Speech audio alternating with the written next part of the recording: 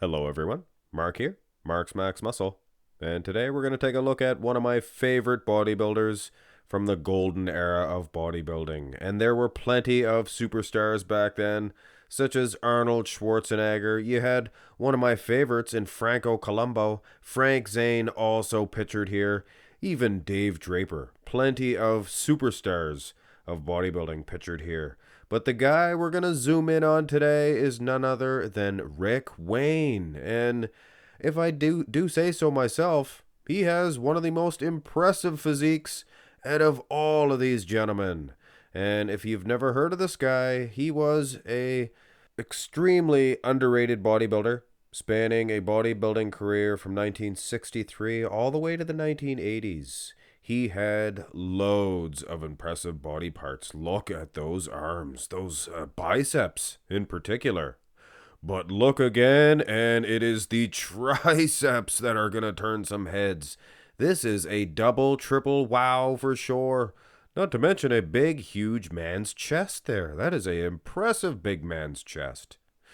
More than that, though, the guy was put together with some of the finest abs of the 1960s and 70s. So when you step back and look at it, Rick Wayne had one of the most impressive physiques of his time. I mean, look at those lines, guys.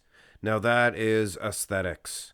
And not to mention, he packed a punch as far as mass monsters are concerned. Mass muscle. Look at this, guys. 1960s, early 70s. Are you kidding me? Look at those triceps. Arms. Wow, wow. He began his bodybuilding career, obviously not with that type of mass, not with that type of muscle, but you gotta consider, guys, way back in the early 60s, there probably wasn't too many supplements around. This is the first competitive, I guess, picture I could find, or when he was competing. This is from 1963, where Wayne took the Mr. Great Britain title that year. Then on to 1964, where he placed first in his class at the Mr. Europe competition, as well as placing second at the Mr. World Universe competition in 1964.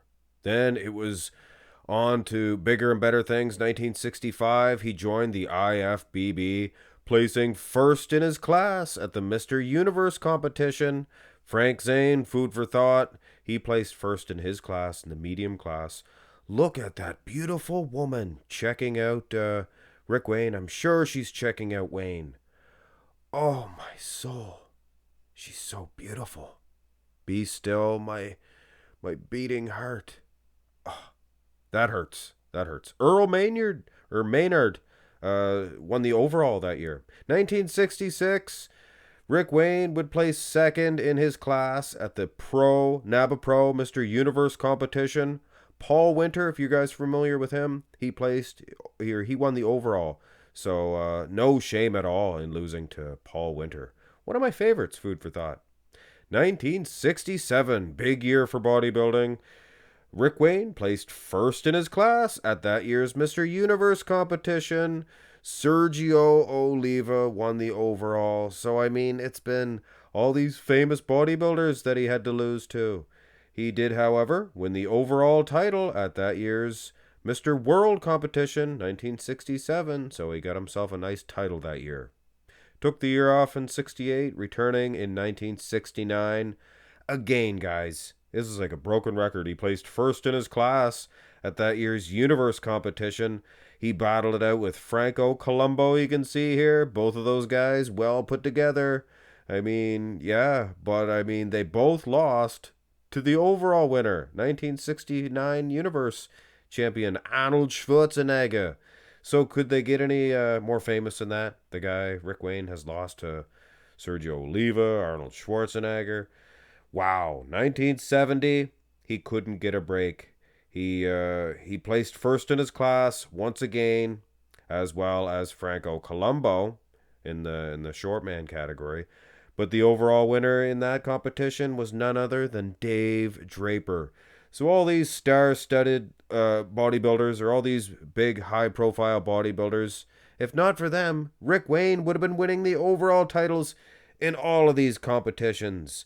And I'm sure at this point in 1970, he kind of seen the writing on the walls. He was only, losing by a fraction of an inch each time. So he took a few years off, returning in 1974. And it was the same old story. He placed second once again at that year's Pro Mr. World competition, losing out to none other than Boyer Coe. And as we know, and if you don't, you should check it out, Boyer Coe was a very impressive specimen, to say the very least.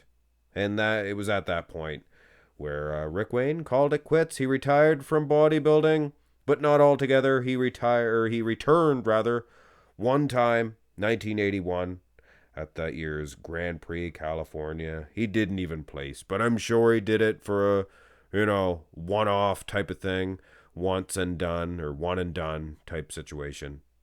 So yeah, that's a brief run over of Rick Wayne's career. And yeah, if it wasn't for the guys like Arnold Schwarzenegger, Sergio Oliva, this guy would probably be more well known. But take a look at his physique, and I think we all should reflect on this world-class physique of Rick Wayne. I mean, a guy today would be envious of arms like this, and big man's manly chest, and not bad condition, if I do say so myself. So that's Rick Wayne, one of my favorite bodybuilders, guys, and now I'm sure all you people see why he was one of my favorites, or he is one of my favorite physiques of all time. Hit thumbs up on the video if you enjoy this type of content.